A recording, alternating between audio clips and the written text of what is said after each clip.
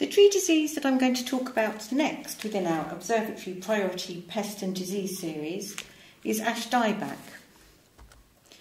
This is a serious disease of ash causing leaf loss, crown dieback and eventually leading to tree death in urban forest and nursery situations. It was first reported in England in 2012. Initially it was found on the eastern side of the country in Suffolk and Norfolk. Now we have in excess of 650 sites, and 270 of these are wider environment sites. These are still mainly on the eastern side of the country, but they are moving westwards. So the trees die as a result of the disease lesions girdling the trunk and branches and compromising the movement of water and nutrients within the tree. So where might we see the symptoms of ash dieback? They can be seen on the leaves, shoots and branches, and we'll look at those in a little bit more detail in a minute. There's dieback, black hanging leaves, wilting leaves, and also here you can clearly see the typical diamond shape of the lesion. These are all typical symptoms of ash dieback. If we look at whole tree symptoms on ash saplings, you can see that diseased saplings typically display dead tops and or side shoots like this, and lesions which girdle the branch or stem can cause wilting of the foliage above the lesion like this, and saplings can die within one growing season, so it's really bad news for saplings. On mature trees, ash dieback initially causes dieback of the shoots and twigs at the crown periphery, like this. In severe cases, the entire crown will exhibit leaf loss and dieback, as well as epicormic growth on the trunk and the branches. Dense clumps of foliage may also be apparent further back on the branches where the recovery shoots are produced, like this. Here we have some Chalara lesions on shoots and branches. You can see that the lesions are always associated with side shoots or leaves or branches. The ash dieback lesion penetrates quite deeply, right into the heartwood, as you can see here. Sometimes the lesion can go right through the branch and pop out on the other side. Here we have some more Chalara lesions on shoots and branches. The picture on the left shows a very fresh lesion, one that is a bit older in the middle and a much older one on the right. Again, you can see that the lesions are always associated with insertion points of side shoots or leaves or branches.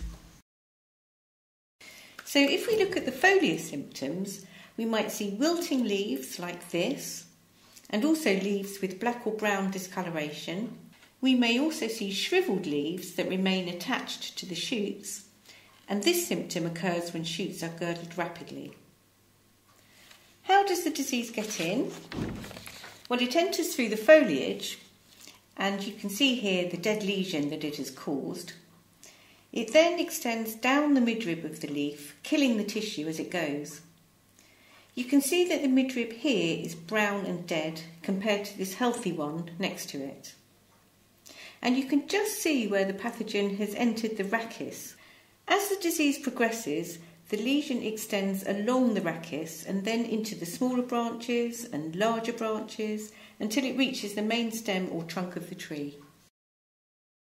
Other signs of the disease that you can look out for are these small white fruiting bodies, which you can sometimes see on blackened rachises of ash amongst the leaf litter below ash trees.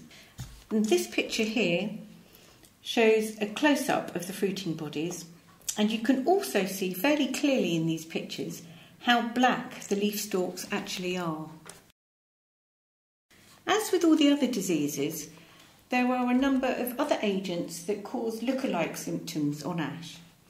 In fact, ash is attacked by quite a number of different diseases, so I'm just going to show you a few to help you distinguish between them and ash dieback.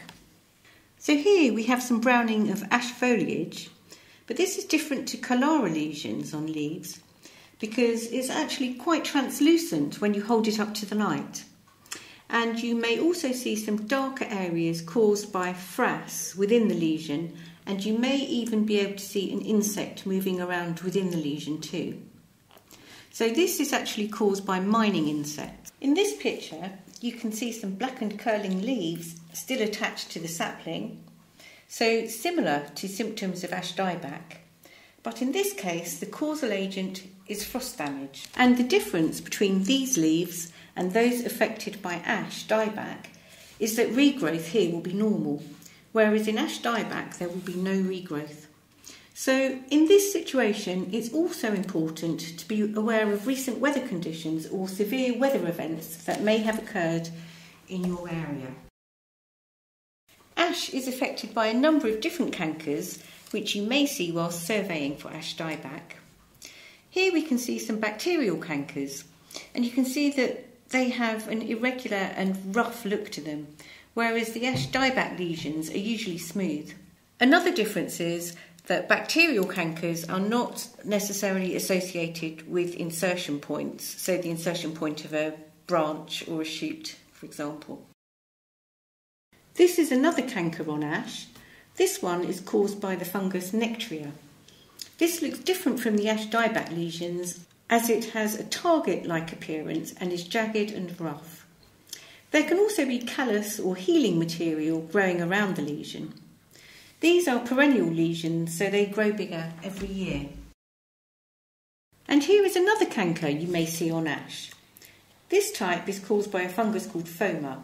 You can tell that these are not Chalara lesions as they have a shredded appearance and fruiting bodies that look like pimples. And these cankers are more commonly seen on saplings. And here is yet another canker lesion that you may see on ash. This sunken lesion is caused by Phytophthora syringae, and these can get fairly large, as you can see here. So this is another symptom that you may confuse with an ash dieback lesion. Fortunately, we do have a rapid diagnostic that can tell us within minutes whether the lesion is caused by a Phytophthora or not, so that can help us distinguish between them.